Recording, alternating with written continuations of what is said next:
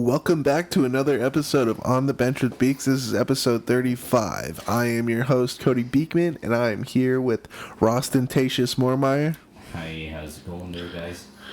And once, twice, thrice, my Bryce McMillan. How's it going? And today we are so stoked to be joined by Mr. Michael Sullivan.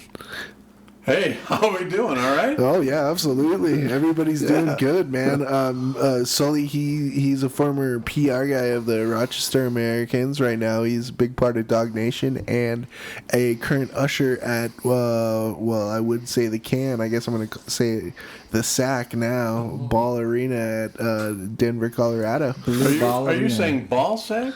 Yeah, Ball Arena, the Sack. You know, like. I told you before we got on here, it still could be called the Can. We could, but I want to call it the Sack, so I'm calling it the Sack. And the arena is blue, so it's also a blue sack. Oh, sweet. We've got blue balls in Denver. That's great. I know what side my bread is buttered on. I'm calling it the Ball Arena. It's so weird. It's like, it's like a ball arena. I just don't get it. I think they should have thought about that for a little bit. But I guess you can't really call it the super environmental container arena. Wow, that's a mouthful. Yeah. You could do it, but then the game would be over. Yeah, right? Yeah. All right, so today we've got a great episode. We've got Sully's going to be talking about his travels through hockey, and we do have another sad reason to be here. Well, not to be here, but another terrible thing that is happening in the hockey community as Travis Roy passed away. So first of all, let's start this off with Hockey Day in History as we normally do. And as per usual, we like our guests to do the honors. So Sully, what do you got for Hockey Day in History, bud? Well, I'm always good with my stories about my idol, Gordie Howe. And on this particular day in history, he happened to get high-sticked, caused a little bit of a bleed. So he went into the doctor and told the doctor, "Hurry up, stitch me up. I got to get back on the ice. Hurry up." Doctor worked as fast as he could, and he gets him done. Gordie heads out, stops in the doorway, and he turns around to the doctor. He says, "Hey, Doc," he says, "you might just as well not go anyplace because the guy who did this is going to be here in a minute." I love that about Gordie Howe. He was true blue to his style, and he meant what he said. Yeah, superstar. Nobody had to do his fighting for him. No, absolutely not. He always said, "Get the number." Yeah. Oh, Gordie would get the number. All right, Ross, what do you got for Hockey Day in History today? Well, I'm going to go probably not with, our favorite coach, but he's probably one of the most winningest coaches that is within our era. Oh, do tell. Oh, my goodness. Buffalo's Scotty Bowman stepped down as head coach of the Sabres to concentrate as GM for the team. Craig Ramsey was named the new head coach, and that was, I think, probably on November 3rd or so. Later on in the week. This happened on the 6th, but in 1986, when I was born. But yeah, he lost to the, what was it? I think it was the Montreal Canadiens. Oh, okay. Yeah. All right. And Craig Ramsey, an alumni of that 1980 Miracle U.S. team. And I might have played against them. Really? Well, I played against the Sabres alumni twice, and it's a story for later on in the broadcast. Oh, yes. Yeah. We're going to dig into that one. But that game was Scotty Bowman's that he played against the Montreal Canadiens, was his 1,000th game as a coach. Wow. But then he relieved his duties, 3-4 days later, boys? Wow. All right, Bryce, what do you got here? All right, boys, we got a goaltender here. Patrick Laine recorded his 14th career shutout in the Senators' 3-0 win against the Buffalo Sabres. You mean Patrick Lalime? Patrick Lalime, yes. Right on. All right. Yeah. I mean, Patrick Lalime was one hell of a goaltender, man. I'll give you that. So, not a surprise that he was that successful that early on in his career. Absolutely not. I mean, for his 14th career shutout, I'll take it. I'll Boom. take it. Patrick Lalime, nice callback there. I am going to be taking us all the way back to 1983. The Chicago Blackhawks scored the fastest 2 goals from the start of a period in NHL history. Ken Yaremchuk, I think I'm getting a little bit of your guys' can't pronounce names for shit. Yaremchuk scored at 12 seconds, and Daryl Sutter followed at 21 seconds of the second period in a 10-5 loss to the North Stars at Minnesota. A 10-5 loss. That's just bad, but I mean, it's almost like the Canadians loss that we had to suffer here, not this season, but a couple seasons ago. That was the 10-1. The 11-1. Oh, 11-1. Yeah, I remember that one. That was bad. I remember actually Max Pacioretty scored 4 goals. That's right. And I was so pissed off that the Avs were just getting railed. But I had Max Pacioretty. I had Max Pacioretty on my fantasy hockey team, so I was like, "Oh bad God!" blowout, a bad blowout. Yeah, that's probably one of the worst ones I've seen in a while. Speaking of fantasy hockey, who won this year's? See, the season just ended. Nobody got placed or anything. Yeah, like I seem to remember leading the damn thing. Oh yeah. Sully's been playing in our fantasy hockey league the last 2 years. He got shelled a little bit in the first one, but yeah, you're coming. I was on top when the season shut down. I'm gonna have to take a look at that and see if I can see where everybody ended, because you might have a little payday coming your way, bud. Was he on one of our leagues too? Yeah, it was. I think it was the Beeks Hockey League one. Yeah. Oh, jeez. Well, just a heads up. If we have a season this year, On the Bench with Beeks is going to be hosting a league. So. Yeah, check it out. Yeah. I've heard that they are either not going to do a season or they're doing a minimum of no less than 48 games. Yeah, that's what I read too. Actually, you showed me that article yesterday. Yeah, like 48 games, no All-Star, no Heritage class, no classics, nothing. Which is unfortunate, but I mean, hey, if we still get at least a little bit of hockey, I'll take it. I hate COVID. Oh, yeah. I mean, you of all people should. I mean, this man has survived the COVID. But I mean, yeah, this is just, it's been ridiculous, and it's just not going away, and I freaking can't stand it. It's not. I mean, as long as we have sports at the end of the day, I mean, if it is a small season, we'll take it, right? As sports fans, I mean, look at what happened in MLB. He played a 68-game season, was it 62 games actually? Again, it's another sport that's over 100 games. I mean, hockey has less than 100 games, it's 82, so I'll take 48 if that's the case.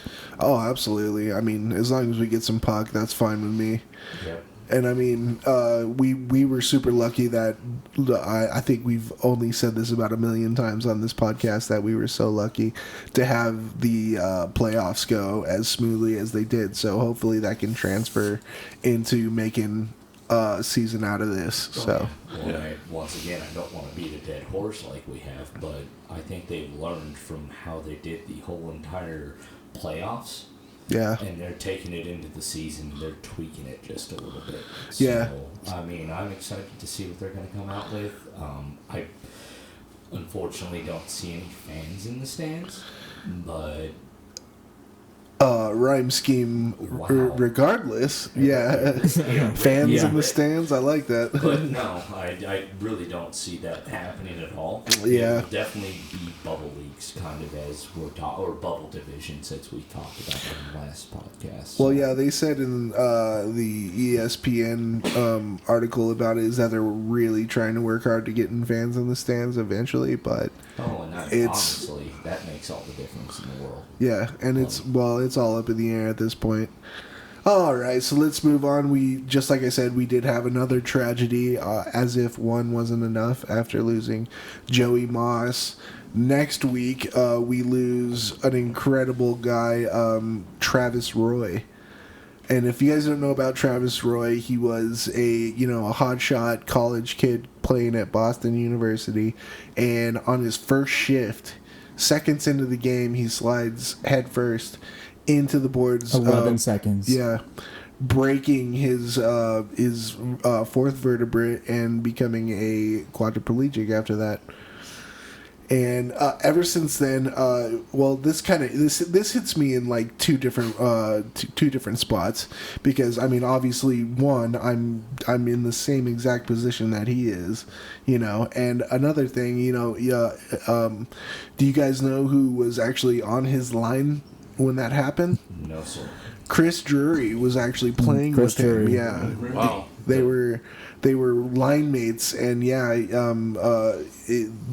were really good buddies. I mean, still were, but yeah, Chris Drury was actually on the same line when that happened, and it was a tragic thing to happen. Obviously, you hate to see something as serious as that happen, but I mean, they stayed really good friends, and actually, if you watch the 2001 Colorado Avalanche Stanley Cup video, Mission Accomplished, they have a little section about him and how Chris and Travis were such good friends. And even when Chris was being interviewed after getting the Stanley Cup, he gave a shout out to Travis and everything. And like they actually had a camera with him, with Travis at his house while he was, like, they were saying that, and it was real tearful and just a really all around good moment. But another thing, Travis was a huge advocate for people living with disabilities. He started the Travis Roy Foundation in 1997 that helps out anybody afflicted with paralysis, any spinal cord injury, any spinal cord injury. I should know this. I mean, I hear this all the time in my life. Jeez. And he started in 1997. That helps people become readjusted after their accidents or whatever have you. And since 1997, they have distributed more than $9 million to help people back into their lives after an accident. So, I mean, just like how we said last week about Joey Moss. I mean, him living with Down syndrome, and it's the same thing with Travis Roy. I mean, here's a guy that had pretty much everything. Had the world at his fingertips, and something like this happens, and it's so severely life-changing, and yet he doesn't stop. He doesn't. He keeps living, and turns out that he's helped out so many people. So I feel like I would be remiss if I didn't bring this to everybody's attention. That, I mean, we lost an incredible person. Exactly, and even today, he's still bringing joy to hockey players' lives. In 1998, the North Yarmouth Academy Arena was named after him, Travis Roy Arena. And on top of that, he was also, in 1999, his number 24 was retired in the Raptors at Boston University. So that's something, that's what always live on, forever through Travis Roy. Absolutely. Yeah. And he earned the praise and everything that he got, not because he got hurt 11 seconds into his career, but because he lived after it in such a way that's inspirational, and that's important. Exactly. Yeah, it wasn't just that he got injured, and it's it's a sad story. Like he really made a huge impact on so many people's lives. And that's a huge thing. Everybody, whenever you get put in a situation like that, hopefully a lot of people don't, but when you do get put in that situation, your life literally is changed forever, and a lot of everything that you believe in or that you thought you could do is it falls by the wayside, and it's an interesting thing to have to go through, and just you can see that through Travis Roy, that bravery and that commitment to making a better life, not just for him but for everybody else. That's huge. Well, and just from what I can gather from the stories and just the news articles and all, just the way that he played, he was an ambassador on both sides. And that's huge on the hockey community. You've got a guy who's an ambassador for people with disabilities and also people that can play. I mean, that just speaks volumes. That just blows my mind. That he has that much pull. And another thing that I like to just like shine a light on is that there are, like, you hear about so many players getting hurt and not being able to function after playing hockey, but there is truly life after hockey, no matter what. And as long as you can find the right the right support system, it can happen. And I feel like the NHL and other hockey leagues should really start, looking into more support systems for these players after hockey.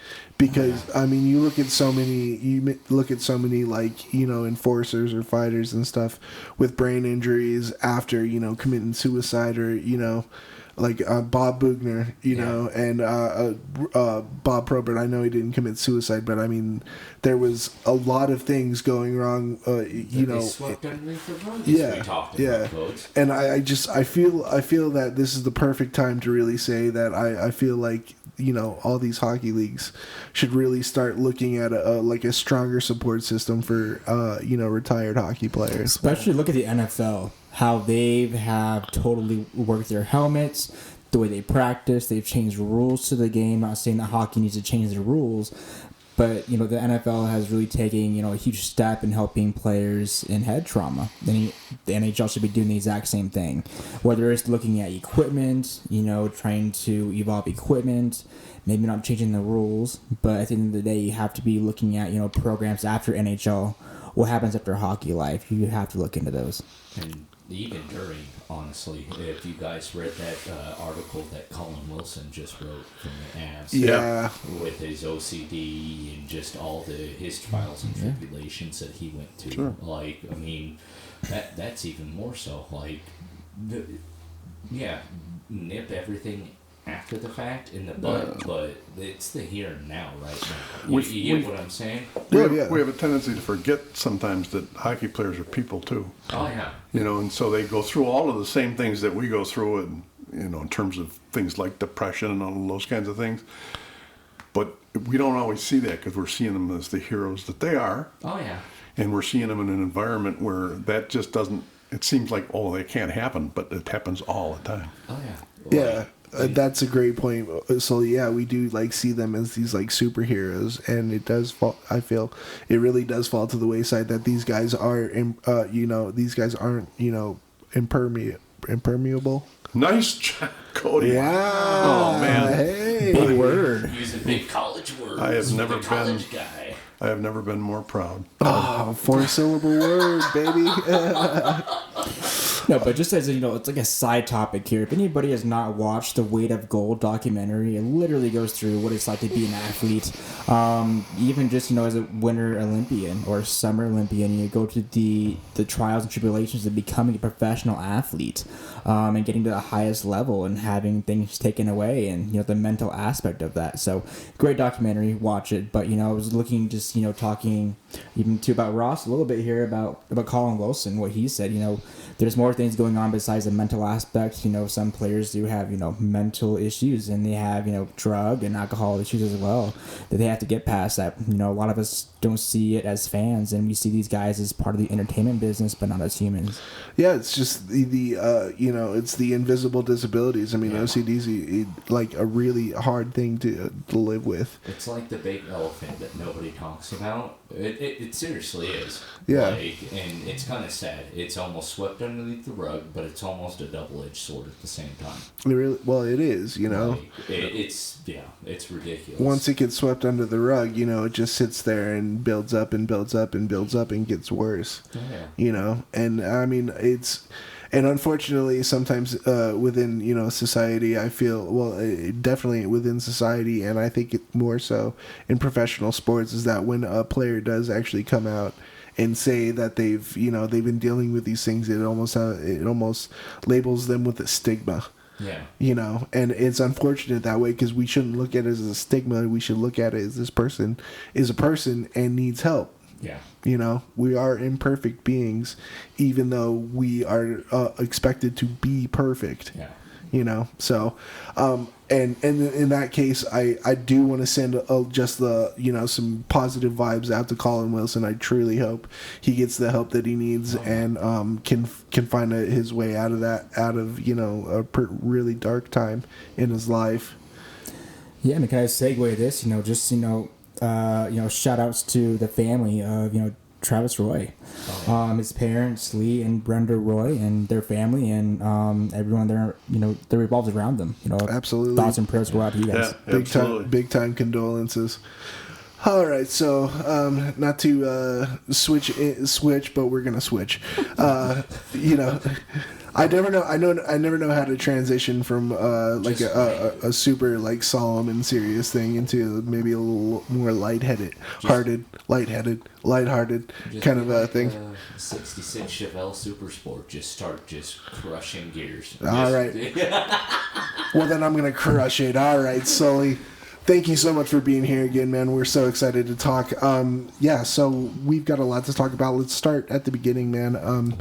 How just talk about how you got into hockey, and you know, it's actually a crazy thing in its own way, and yet getting into hockey changed my entire life. I mean, it's affected every bit of my life since then, and it all happened because some guy who I only met once in my entire life, who worked with my father, and I don't think they were friends. I have no idea except that he was a graduate of Clarkson Tech University.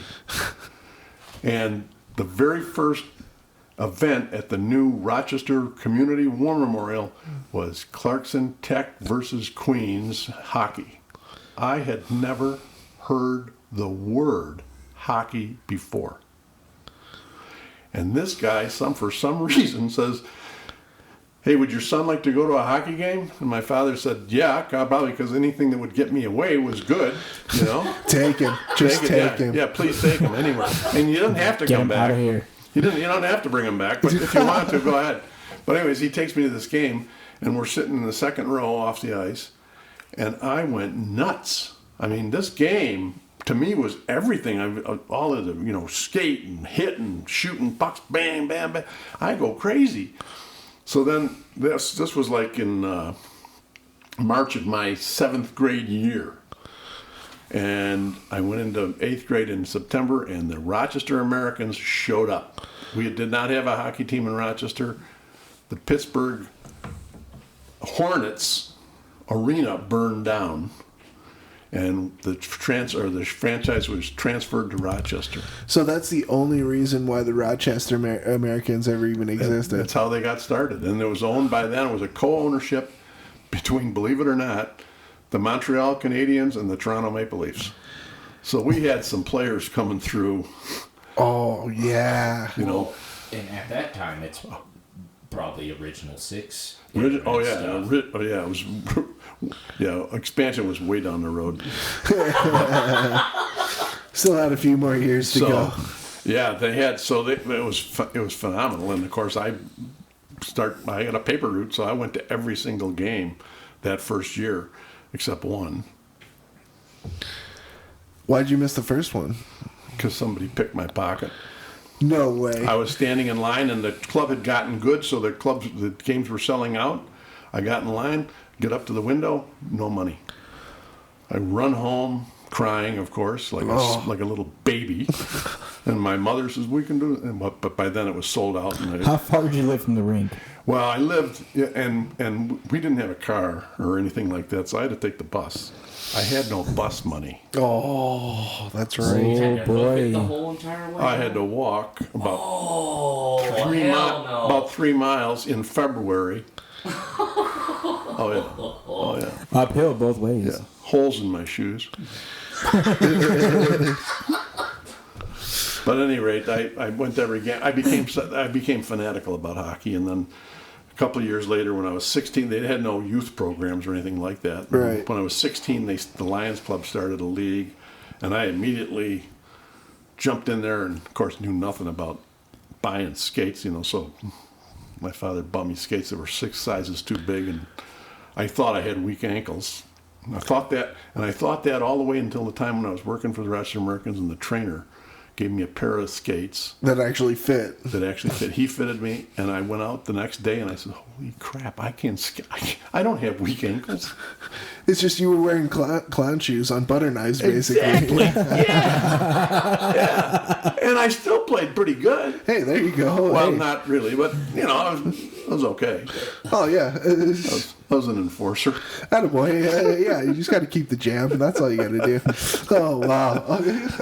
Just to gotta keep the control balance. wobble. Yeah, the balance. Yeah. Yeah, just control the wobbles. That's all you got to do. And then I had a couple of college episodes. I didn't finish in 4 years. I took time off and that kind of Oh, stuff. I know how you But when I feel. first went, I went to Niagara University. They had no hockey program or anything. I started the club hockey team at Niagara University.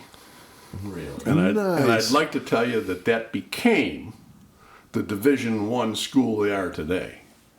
But there were a lot of gaps in between, about 20 years and stuff. So it probably might not have been exactly. You're just putting the idea in their brains, though. That's what I like to think. Hell yeah, absolutely. Yeah. So, how exactly did you become, the PR guy for the Rochester Americans, man? Well, when I got married when I was 21, and we became season ticket holders, and I started the Rochester Americans Executive Club, which was a booster club, and got to hang around a little bit. One of my mentors, a guy that meant as much in my life, and biggest effect on my life as anybody, was Joe Crozier, who went on to become the coach of the Buffalo Sabres, and coached the French Connection. And like I say, later on, I got to play against them. Ooh. My first face-off in that alumni game, I go out and I'm standing there and I look up, and who's the one facing off next to me? Gilbert Perreault. Oh, no way. No way. God. Yeah. I feel like I'm going to be really jealous throughout this entire episode. I had a really good time. I mean, it was a tremendous experience. All those guys were fantastic. Freddie Stanfield at that time thought, he was thinking he was pretty good because he was like 60 years old or something like that, And he comes up to me, he says, "Who's the oldest guy here?" I says, "How old are you, Freddie?" He says, 60. I says, "Well, you're a baby." Oh, you're a baby. I was 62. So that was the other side. Before I forget about it, because these alumni games, we'll get back to the rest of it. But Yeah. the next alumni game I played 2 in total in Jamestown, New York, against the Buffalo Sabres. And the second game, I get out on the ice, and who's playing there that day but Rob Ray. Oh, no. But here's the interesting story. He had retired from the Buffalo Sabres 1 week before. Oh. Did you pop him a nice one, though? And about 2 weeks after that game, he signed with Ottawa. So I played right. with a current. And I'll tell you a story about Rob Ray, which to me is funny now. It wasn't so funny then. We're playing anyways and all that kind of stuff. And I finally get the puck and going in the offensive zone, and I hear Sully from the defense, So boom, I pass the puck back. It was Rob. Oh, man. And I went after Give a ride to him. I went after him. Oh, how'd you fare with that, bud? I won. Oh, of course. I You mean looking at the guy? Hey, listen, when I get into a shouting match, I always win. Oh, there you go. Well, you didn't think it was fisticuffs, did you? Oh, well. I tried, but he wouldn't have me. So anyway. Wow. Oh, Rob Ray. That's insane. So anyways, because I started the executive club and all that kind of stuff, I kind of got in a little bit. And one of the sad things, and it wasn't sad, but it was just different, is I get drafted and sent to Vietnam. And while I'm in Vietnam, I get a letter saying, gee, Sully, I'm sorry you weren't here because we just hired a PR guy for the Amerks. It would have been you. Joe Crozier would have hired you, but you were gone. I said, oh, no, my chance of my lifetime. Oh, right. You're sitting in Vietnam like, oh, yeah, this choice job would have got you. Thank you very much. But anyways, I wound up later on, I came back, went back to school. So essentially, if you weren't in the service, you would have had that job. I would have had it then instead of... Wow. And I would have had probably a longer run because of the situation. Right, right. But then I came back and I went to school, and actually when I was in school, I was hanging around the hockey club and all that kind of stuff, and volunteering and stuff, and my friend who was the PR guy, Jim Ball, he calls me, and Vancouver had bought the club, NHL Vancouver this time, and they had brought in some new management and all that kind of stuff, and I met them and was volunteering, working with them. I get a call from my friend, my really good friend Jimmy Ball, and he says, Sully, I just got fired. He says, I think they're going to offer you the job. Oh, man. I said, Jimmy. No way. I said, Jimmy, what? He says, Sully, I'm already gone. You can't, you got to take it. Yeah, no doubt. I mean. So I did. But I was still technically in school. I had like 9 credits to go before graduation.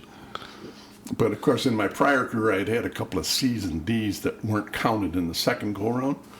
So I sent him a letter and I said, I think with my current status, I had gone from, when I left college the first time I was on the shit list.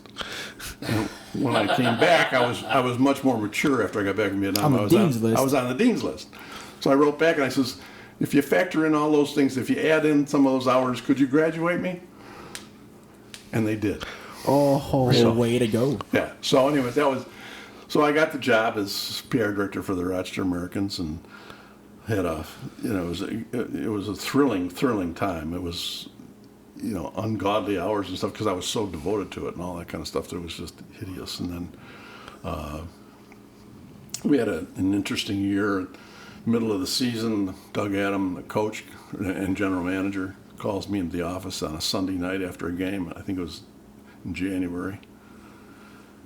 And he says, Sully, things aren't going that good here. He says, we gotta do something. I think I'm going to step down as coach, because he was general manager and coach.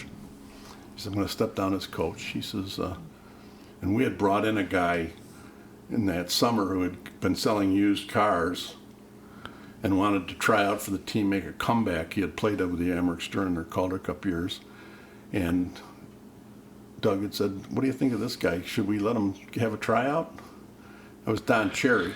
Shut up. Yeah. Good old Donnie Jerry. It was Don Cherry. So I, he played on the Calder Cup teams. I can make a big story out of this. So we hired him as a player. And then he didn't play every game because they were trying to play the young kids and stuff like that. But anyways, in January, Doug says, 10 o'clock, 11 o'clock, Sunday night, he says, I'm thinking maybe making Cherry the coach. What do you think? I says, well, I can make a big story out of it. Oh, yeah. I mean, that's all you pretty much made my job easy. So we hired Don Cherry. Now, At a restaurant at midnight, because he wasn't home. We called his wife. He wasn't home yet. They had gone out, And then we finally got a hold of him. He says, meet us at Ike Tahoe's, a little hamburger joint. And we sat there at 12:30 and hired him. On the spot, just at some hamburger stand. Actually, we had, in Rochester, they're famous for what they call the garbage plate. Oh, do tell. That's what I had. That's what I had. I don't remember what he had. There's some place I'd eat at. That's hot dogs and beans and some sort of fried potatoes and some hot sauce. And it's a pretty powerful, it's a legendary dish in Rochester, New York. And if you go there, you can still find it. Wow. I might have to go up there and get it. Yeah. So just garbling just like massive carbs and calories and just hiring grapes as the new head coach for the Rochester Americans. Hiring grapes, and that was, that's how he got to be coaching. He was seriously selling used cars for Valley Cadillac. Oh man! So how closely did you work with Don Cherry throughout the rest of the time? Well, through that season, we found out that his method of motivating players, and Don, if Don's listening, I'm sorry, Don, to bring up all this kind of stuff. Because I like you. I mean, you're fine. You're a fine guy and everything else. I don't mean to disparage you, but here's the story. His method of motivating teams was to be their hero. So that meant putting down everybody else in the upper office. So his boss, Doug Adam, if he'd leave us alone, we'd be all right. If he'd do the... We got getting bad reports about how he was motivating players. These guys in the upstairs, they don't believe in you. Which followed his entire career. As you notice later on when he was with Boston, why did he get fired? Same stuff. So when he gets to Colorado, and from what I hear, I wasn't in Colorado at the time, but from what I hear, the owner couldn't walk in the building because Don had already been putting him down in the press and all that kind of stuff. So that's why when he was fired from Colorado, he never got another job. Really? Because he was blackballed by the... It was basically like a reverse, like slap shot kind of thing. Exactly. Yeah. Yeah. So... Wow. So after the season was over, we didn't rehire him. And about a month after we didn't rehire him, Vancouver sold the club to local ownership. And they hired Don Cherry as the general manager and coach. So now he was my boss. Oh, God. Oh, wow. And you have he actually thought you were laughing at him when the first time he got fired or something. I didn't know it at the time because, when he came on, I stayed. It was probably, he got hired in June. And in just September, just before the season started, I got called into the office, and Don Cherry was there with half of the board of directors, president of Champion Products, the vice president of Lincoln First, for a little PR guy, knows nothing. And I get in there, and all these bigwigs are there, and they say, Don never said a word, not one word. They said, Sully, you've done a good job and everything, but Don needs his own team. And we're sorry, but we got to let you go. So, okay, I know. I go on with my life, and it's turned out pretty damn well since then. Oh, yeah. But at any rate, fast forward 3 or 4 years. And now hold on. Didn't you say that you were laughing outside of a building at one point, and Don Cherry thought you said you were laughing? You were laughing at him? Well, that's because I didn't know that. I didn't know that until 4 years later. Oh, my goodness. When I pick up Sports Illustrated, and they're doing a story on Don Cherry. And I'm reading through, and it's interesting. And then he gets to the point where he says, they had fired me in Rochester, but then local ownership hired me back. He says, the very first thing I did was fire the PR guy. I could taste his blood. Oh, boy. He was out in the hall. He was out in the office laughing when I got fired. Well, I have no clue. I was not laughing at Don Cherry being fired. If I was out in the office, I don't know, I might have told a joke or something. And started laughing at my own joke. Or maybe the bookkeeper told one. Maybe I was laughing. I have no clue. Oh, but that PR guy was you. But I was the PR guy. You were the guy. I was the guy. Often talked about, but never seen. Well, You're like a unicorn, Sully. Well, yeah. I do have a horn.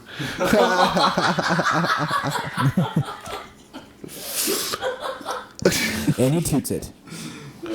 And so, when you look back on those PI days, who are your favorite kind of players that you got to hang out with? Anybody of Well, there were a lot of guys. Not all of them, just due to the fact that I was the PR guy. Although some of them were, but.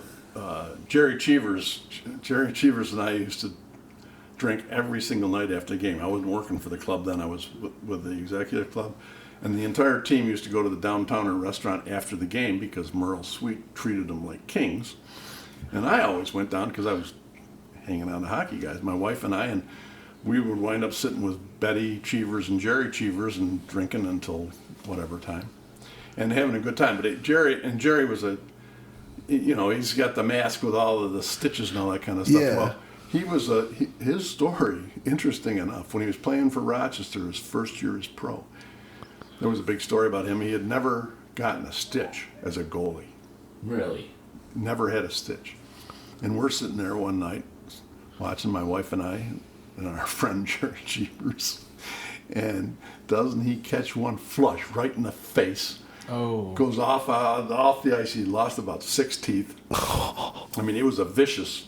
He went down. It was hard, but that was the first stitches he ever had. Wow. 6 teeth, huh? Wow. And later on, of course, he made that mask of his famous. Oh, yeah. Yeah. Because if I go back to remembering right, that every single time he got hit with the puck in the mask, he went and made a stitch on the thing. Yeah.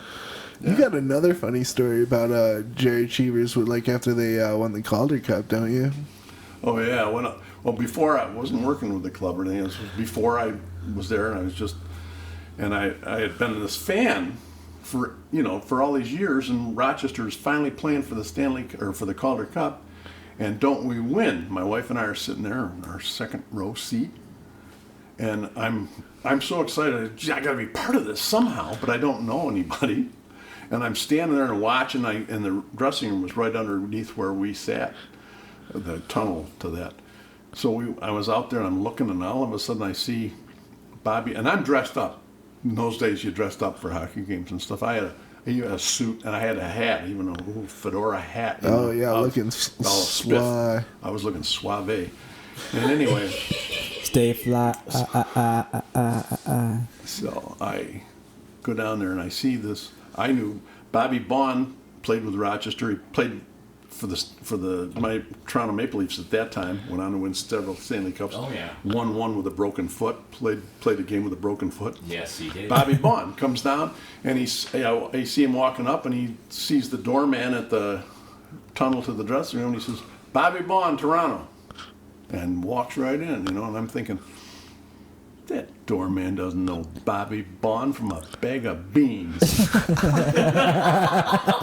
You tempted the spirits, didn't you?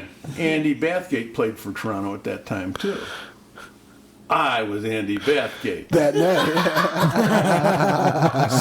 So I go walking up to that door, and doesn't he open the door? And I make a beeline into the dressing room. The only guy I did actually know was Jerry Cheevers. I made a beeline right for him. And I'm standing there, and then the PR guy says, "Hey, you don't have champagne?" I said, "Yeah, I don't have any champagne." And he comes over and gives me a paper cup full of champagne, and being the gentleman that I was, I saved some for my wife. I mean, you aren't being rude. Oh, you, my friend. Chivalry right there. Oh my God. Yeah, absolutely. Oh, Andy Bathgate for the night. How about Must have been a that? good year, champagne. Wow. I don't know if I can yell Sully anymore. I'll just be like, "Andy!" when we see you. Hey, where's your beer at? Yeah, why Where's not? the champagne at? Exactly. Oh man. Well, anytime I need to get anywhere, I'm bringing Sully. Man, he's got the moves. I was not actually that ballsy a guy at the time, but I learned. Well, you just saw what happened in front of you, and you're like, "Well, fuck it, I'm taking a chance." I had to get to be part of that. And then later on, or that was the first year that we won the Calder Cup. Then we won the next year also. But by the next year, I was in solid, so that I was invited to the party. And let me tell you something. In the Calder Cup, they fill it with champagne, and you drink it, and you pass it around bottles and drink champagne. My wife and I drank a whole lot of champagne. I had the worst hangover ever. Oh, that Champagne hangovers are awful. they're terrible. Champagne does that. Yeah.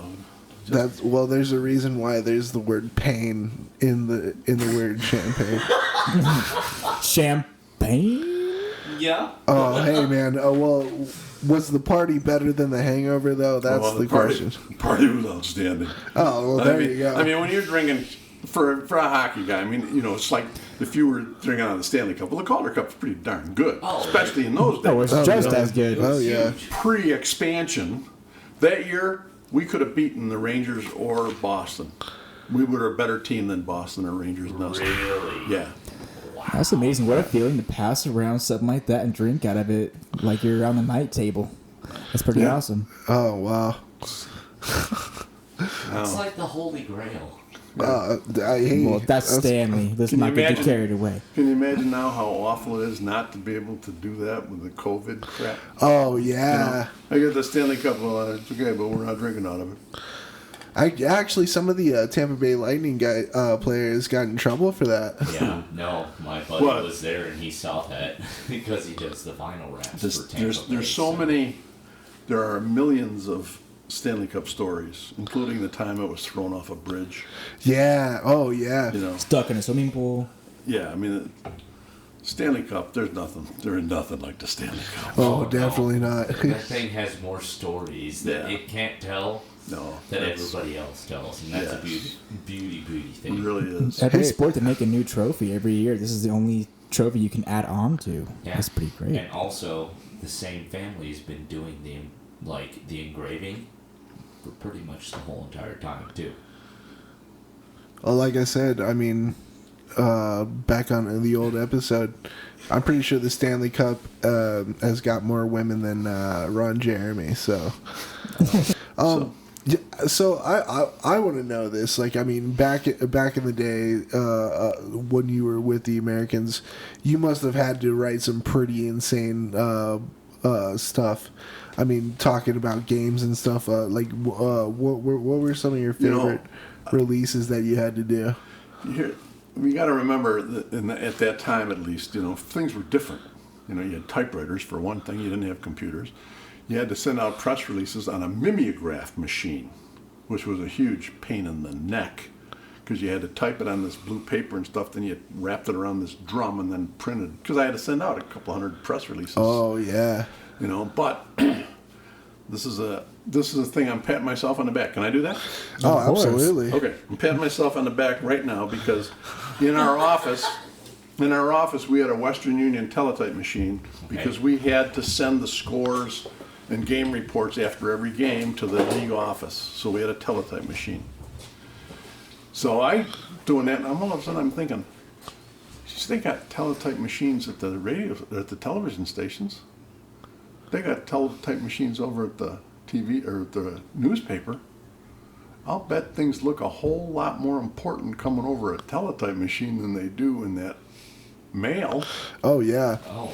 So I started sending press releases to the newspaper and television stations via teletype. Really? So that's an early adapter of technology. That's cool. Yeah, it was fun for me, and I had a lot of good time with it. And I think the stories that you write, you're trying to find something that'll hook every game. So whether it's a story about a goon on another team that's threatening us or something like that. Oh yeah. I would try to find stories like that would do that, or else I'd try to not keep out. I'd try to keep out of the press the fact that I got a call that my defenseman had just been arrested for DUI. Oh yeah. So how many times did that happen? Oh, it happened. It only happened a couple times. They were pretty good at driving drunk. Oh jeez. Oh Jesus. I mean, they're athletes, Oh yeah. So it went pretty well, but so there was things like that, but there was a lot of it was more engaging with fans and taking players out to dinners and stuff like that, or like a major event. There was a couple of times where I would go as the representative of the hockey club to some sports dinner or something like that, and get to sat next to Ed Marinaro the year that he did not win the Heisman Trophy. But he went to the pros the next year and then went on to become a star of Hill Street Blues. Jeez. I sat next to him that night. That was fun. Oh yeah. And you said you actually have a pretty good story about going to one with Gordie Howe. Yeah. Oh yeah, Gordie is my absolute favorite. I mean, he was my idol growing up.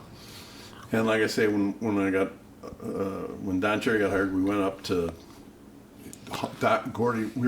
I was invited to Gordie Howe's induction dinner to the Hall of Fame when he left the NHL. They waived the 6-year requirement and all that kind of stuff, and so I got to go to that dinner and just met him very briefly, you know. And then I met him another time. We had an exhibition game in Rochester, and I got to see him just for a second, say hello, Gordie, and, you know, same shit. I love you all the time, all that kind of stuff. But then after, when he was with the Hartford Whalers this last season, we had a thing in Rochester called the Rochester Press Radio Club dinner. We'd invite, it used to be called the Hickok Belt dinner, but then it changed. But we'd bring in top celebrities and sports heroes for dinner, and they'd speak and all that kind of stuff, you know. This year, Gordie Howe was invited to the dinner. And when he came, because I'm a member of the Press Radio Club, I got to be there for the press conferences and all that kind of stuff. And of course, I'm like a little leech, you know, I'm hanging on to Gordie Howe like I'm part of his body. And they have a press conference, and Lou Piniella gives his 2 minutes, and somebody else gives their 2 minutes. And Gordie Howe, and at that time he had sprained his knee, so he was on crutches a little bit. But he sat there and he let everybody that wanted a personal interview have one. Radio, TV, anybody. And I'm watching all of this, and he's being Gordie Howe. He's so gracious and everything.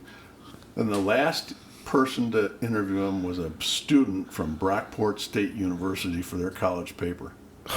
And I'm watching, and you'd have thought that it was Gordie Howe's first interview, and it was with the New York Times, because he treated that kid like he was, you know, a sports writer of great acclaim, you know. Yeah, like a Nobel Prize, like a Pulitzer Prize winning journalist. And again, like I said, I hung on What an experience for that kid too. Oh, you know, and well, it was a hell of an experience for me. I mean, I'm literally like a lapdog. I'm following him like, of course. And I got no pride because I'm doing it. Oh yeah, I mean, it's Mr. Hockey. I mean, and everybody that he runs into, I was with him for hours, and everybody that he ran into, he treated them like they were his long lost brother or something. I mean, this guy was amazing. Oh, yeah. Wow. You know? Well, and I'll tell you one more story about Gordie Howe. One more story. Before I had known him or anything like that, before I was with the Amerks, when my wife and I were season ticket holders, Rochester Americans' second half of the season, like from February on or something, was moved from Rochester, Toronto, because the American Bowling Congress came in and took over the War Memorial. As season ticket holders, we were given the option of being able to, number one, go up and see our games that Rochester was playing in Toronto, because they played in the Maple Leaf Gardens. But we also had access to tickets to Maple Leaf Gardens, which at that time was sold out. Oh. And my wife and I, we drove from Rochester to Toronto every weekend that there were games, and we would go and see, Rochester on Friday night, Maple Leafs on Saturday night, Toronto Marlborough Sunday afternoon, and then the Rochester Americans again on Sunday night. That kind of what a schedule. Yeah. But one night we're playing, the Maple Leafs are playing Detroit. So I'm there, and I'm watching, for the first time live, my hero, Gordie Howe. And we see him, and he's skating, and all of a sudden, the defenseman for Toronto, Larry Hillman, real big guy, strong, tough guy, talked like this. Hey, how are you? And he had a real high-pitched voice. So anyways, I see him. He kind of gives Gordie one of these shots, And I turn to my wife. I says, "Stop watching the puck. Just watch Gordie. Don't take your eyes off him." A couple of seconds go by. All of a sudden, the puck's going the other way. Hillman's coming up the ice. Gordie plays Zorro with his stomach. Referee never saw a darn thing. Nobody. And Hillman's all double over. And I said, "That's Gordie." Oh, yeah. Oh wow. Well, and It's Gordie for you. my last thing that I'll bring up, because you can attest that Gordie was a true blue just hockey guy, and he had that just hockey sense and just that hockey persona in and out of the actual rink and in person. With my buddy, his dad helped him move down to Texas, and you can correct me if I'm wrong. Nope, absolutely right. But his son Mark Mark.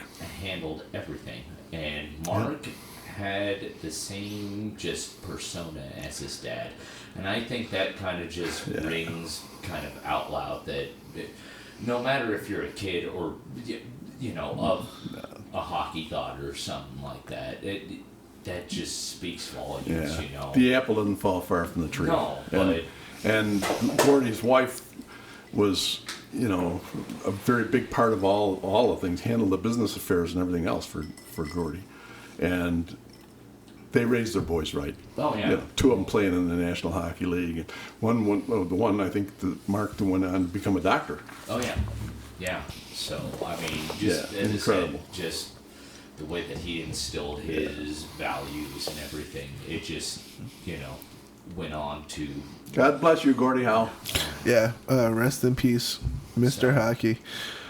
So I do want to kind of shine a light on this.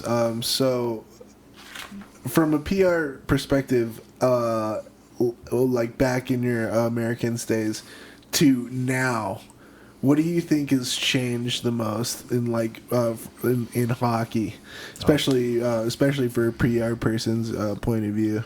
Well, I think from the game standpoint itself, it's certainly the speed. The equipment and everything is so much different and all that kind of stuff. And in the old days, the one big thing about the old days, it was a far more violent game. Oh, yeah. The checking was insane. It was just insane. The fighting. Yeah, and there was no staged fights. It wasn't anybody. They didn't go off to the center ice and drop the gloves at the beat. Somebody got an elbow and then got paid for it. These were all serious fights. There were some battles. It's just like Gordie Howe. Gordie Howe had one of the most memorable fights in history with Lou Fontanano. Oh, yeah. Lou Fontano's nose was over by his ear at the end of the fight. Oh, yeah.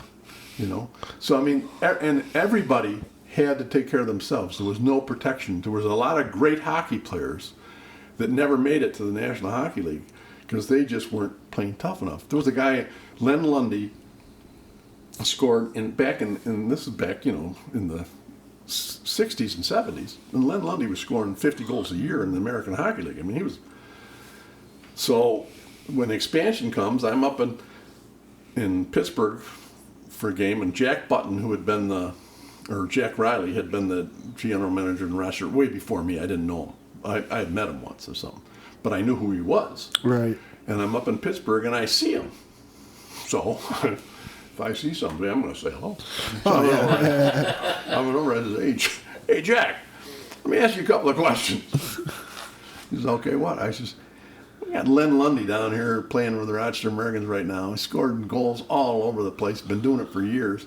How come he doesn't, with his expansion, how come he isn't up here? Well, why isn't he in the league? Yeah. Right. And he looks at me, he says, he doesn't go in the corners. Oh. So he doesn't battle in the Doesn't corners, involve himself in the play as much as he should be. So He just can't take care of himself. can't take care of himself. And, that was the other thing. There was another guy, Bobby Cook, a tragic story, but I won't get into that tragedy part of it. But he was a solid player in the American Hockey League, young guy, and had a slap shot that would knock your ears off. And I finally asked somebody, I says, how come he's not upstairs? He says, he's a turner. I says, what? I says, watch him. He doesn't stop and go back the other way, he turns. He makes those turns instead of digging in and stopping and going back the other way. So they call those guys turners. Ooh, yeah. I think that was for me being a hockey player. That I think that's one of the biggest things my dad always got so pissed off about me. He's like, you don't turn, you stop, and then you go back the other way. It is. I think it goes both ways. I've been through plenty of Canadian hockey camps where they say keep momentum going. Right. You can keep it tight and just change direction. There's a difference there. So that's how I think the game has changed over the years too, as well, just a little bit. Yeah, exactly. Yeah. Exactly. So, but even though when you're talking tight turns, you're talking tight turns. Yes, sir. There's a huge difference Yes, between sir.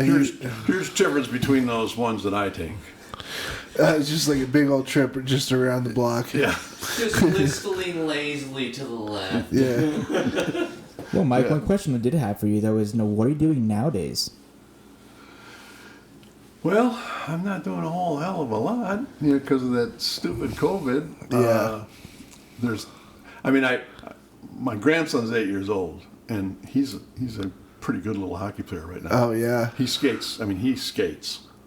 He's a really good skater. He's really good. Matter of fact, Gabe Gauchi, my grandson's played up in the Pups versus Pros at the outdoor tournament that Dog Nation had. And I shout out to Dog Nation. How can I be talking all this time and never say Dog Nation once? Marty, I'm sorry, I get wrapped up here. You're gonna get a phone call. Dog Nation is singularly one of the greatest organizations ever. There's so many. And all that. And then everybody that listens to this knows already. But let me tell you something. I got here, and I was lucky, very lucky. The first year I was here, the summer league, Dog Nation drafted me on sight unseen. They didn't know who I was. Right. And they happened to like me because they didn't keep me because I was a great hockey player. I was the C player. Every team, in over 40 league, so they got to have a C player anyway. But they kept me on. Well, it has done so much for me in terms of being able to be involved with them and all of the spectacular things they do, that it gave me another life right after I got here. As soon as I got here from Rochester or from New York, so I follow him as much as I can, and watch him skate. Of course, now you can't do it live, but get to watch him on TV or something. But anyway, pay $20 a month. Yeah, he's a really, really good skater. Gabe Gauchi. Anyways, he was at the pond hockey tournament, so he's got it, and he had gotten a jersey for Christmas because he plays in Arvada. But his mother got him one with his name Sullivan on the back of it and all that kind of stuff for Christmas, and so we take him to the outdoor tournament, and he goes out on the ice, Pups versus Pros. And I turned to Milan Hayduk, because I know Milan. I said, "Hey, Milan, that's my grandson." He said, "Okay." So he goes over and he starts hooking Ralph right away. Well, Ralph hooked him back. Oh, yes. And then he hooked everybody else out there back. The crowd, who don't know who he is or anything else, they're going, "Sully, Sully, go get him, Sully." Because but Gabe Gauchi afterwards says, "Sully, he's a good little skater." Oh, man. So I'm in my glory when it comes to that. Other than that, I love working at the Pepsi or at the ball arena. The ball arena. I love working there, but I haven't been able to do it. And I did have the experience with COVID where I was shut down pretty good. Yeah. Yep. And I still have some residuals from that a little bit. I would imagine, I get tired easy and all that kind of stuff. But I'm doing fine. After just being here is fine.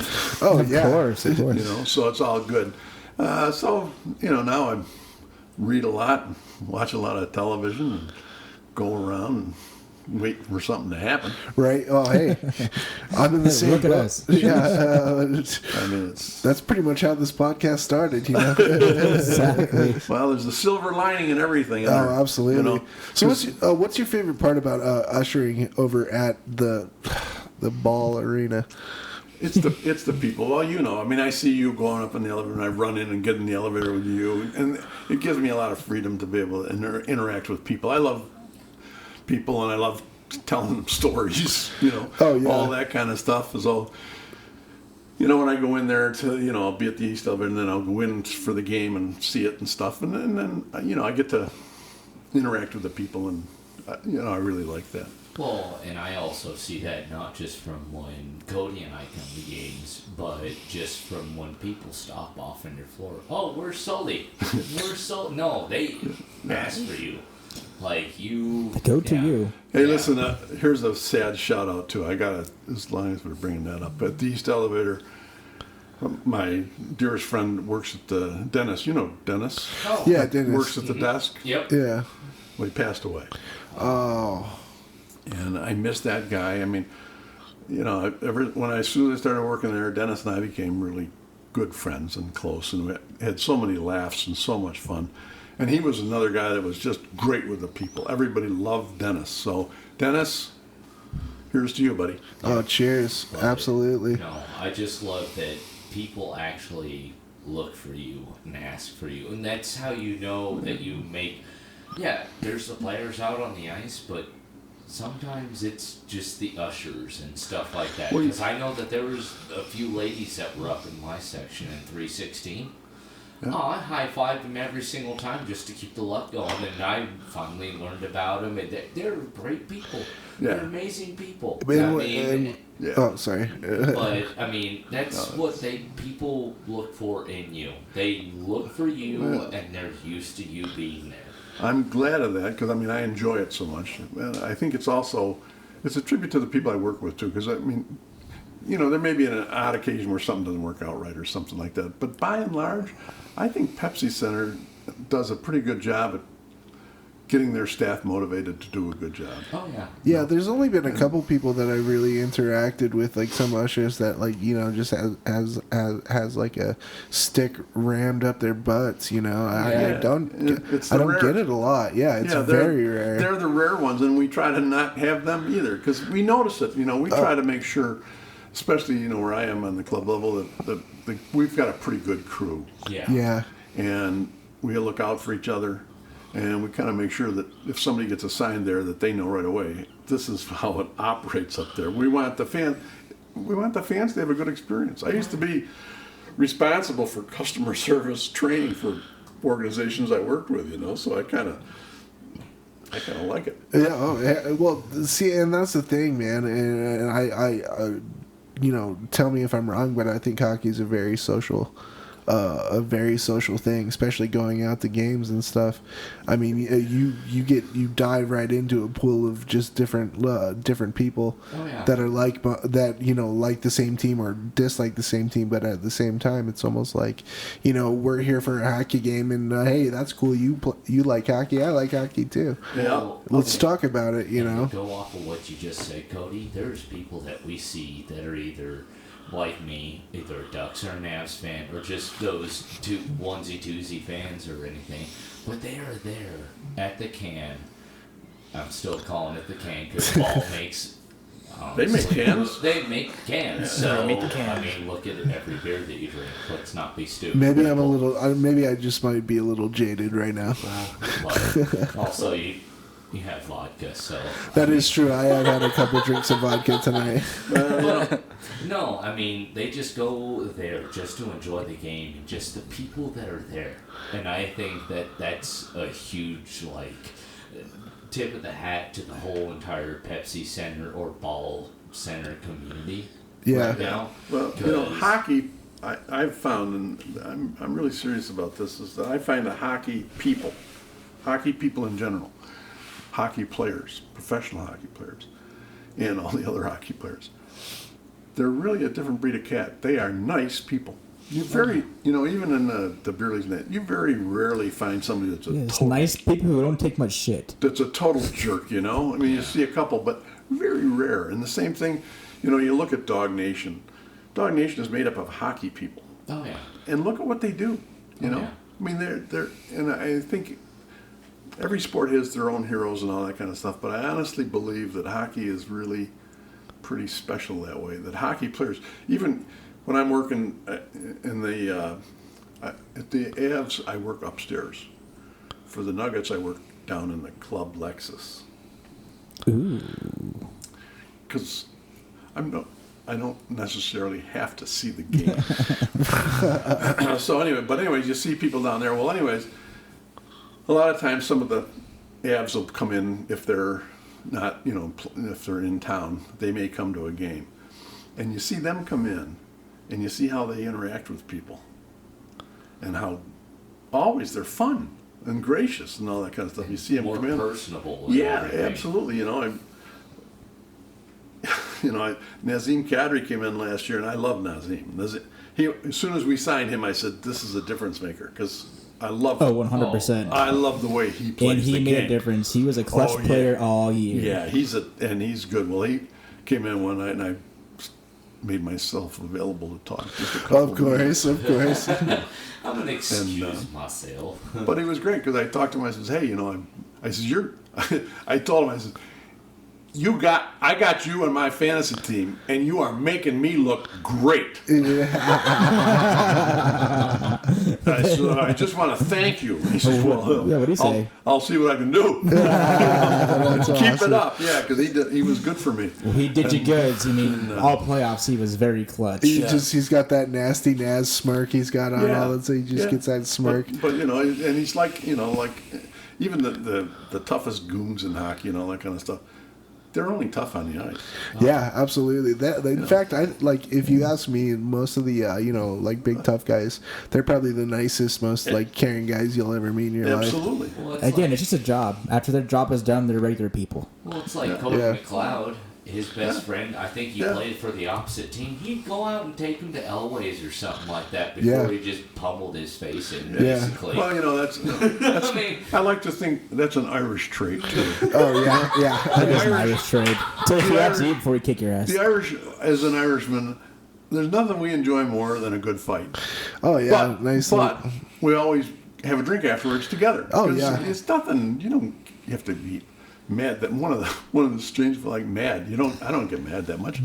I'm playing hockey when I was in college, and we played against Rochester Institute of Technology a game, and I'm in front of the net. I was playing defense at the time, and I'm giving a guy, and pushing him out of the way a little bit and all that kind of stuff. And of course, I know that when you give a guy a two-hander, you give it between the glove and the elbow pad because that's where it hurts.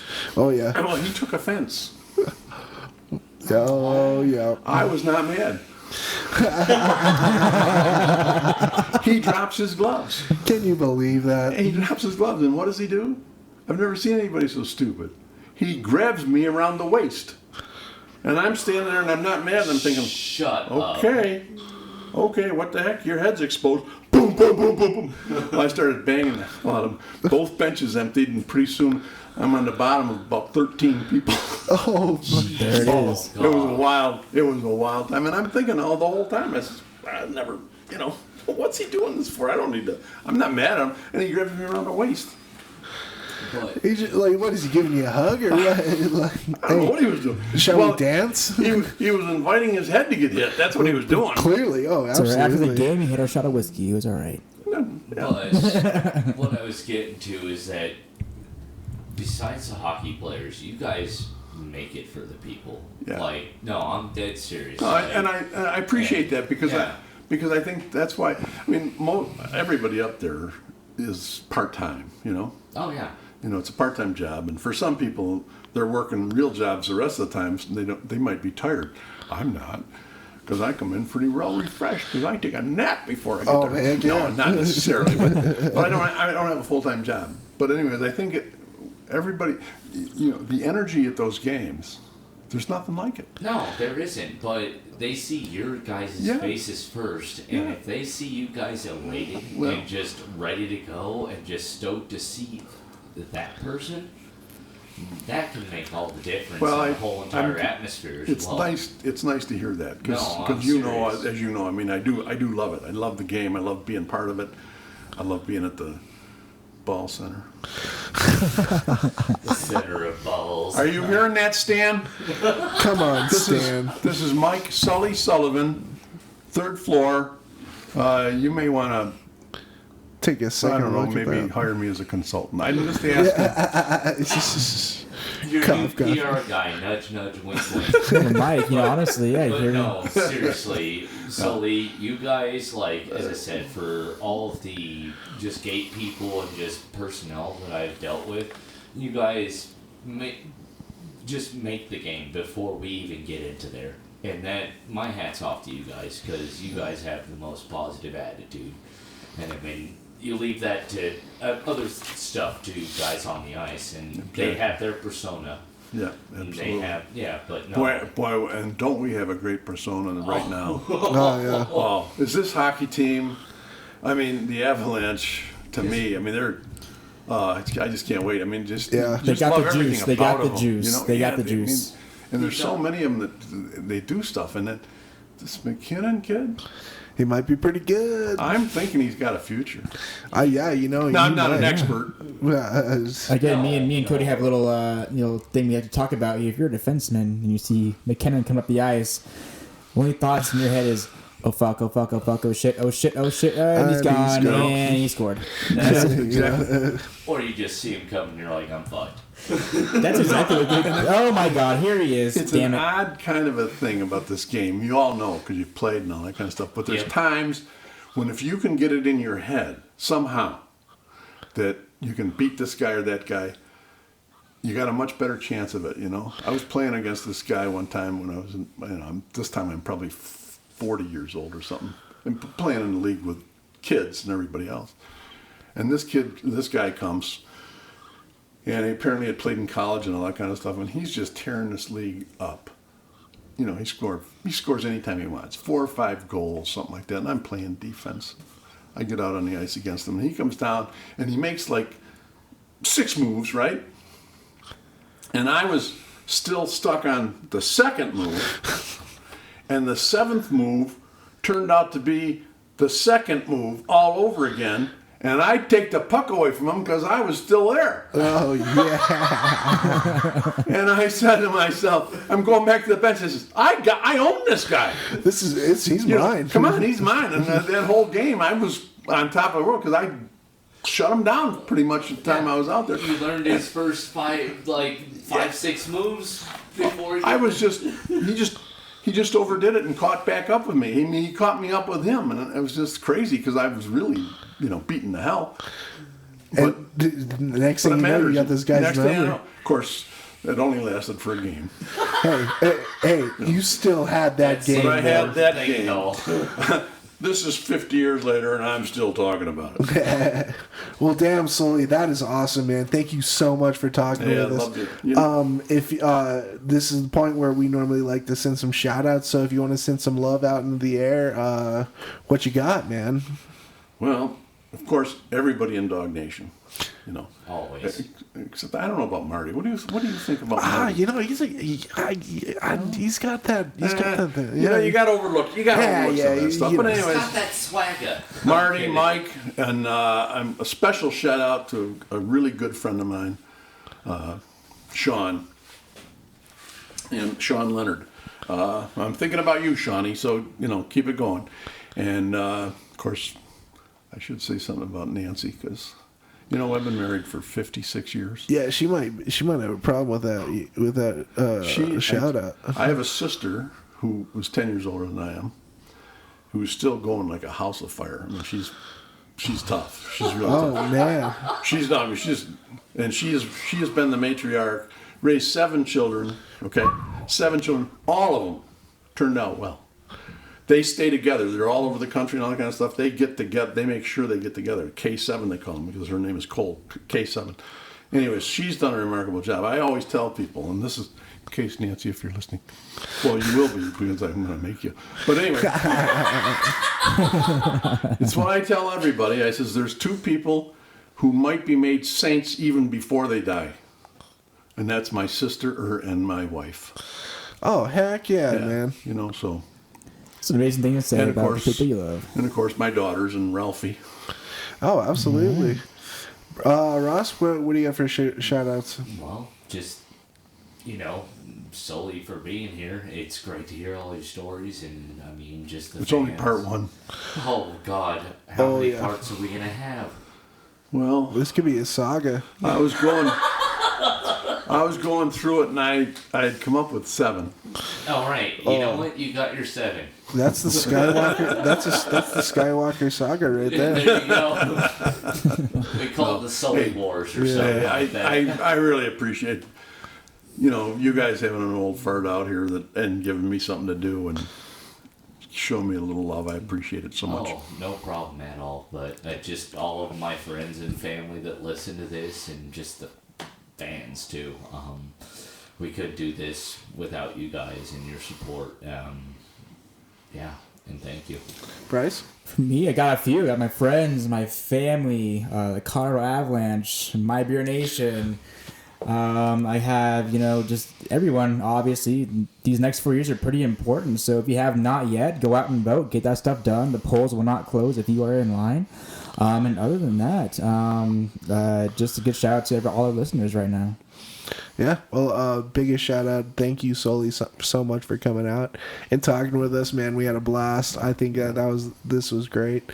So thank you, and thank you to all the listeners, My Beer Nation and Dog Nation, Hockey Foundation, and yeah, thank you to all the listeners. So without any more words, vi hörs. Auf Wiedersehen. Salute. Aloha. Beauty.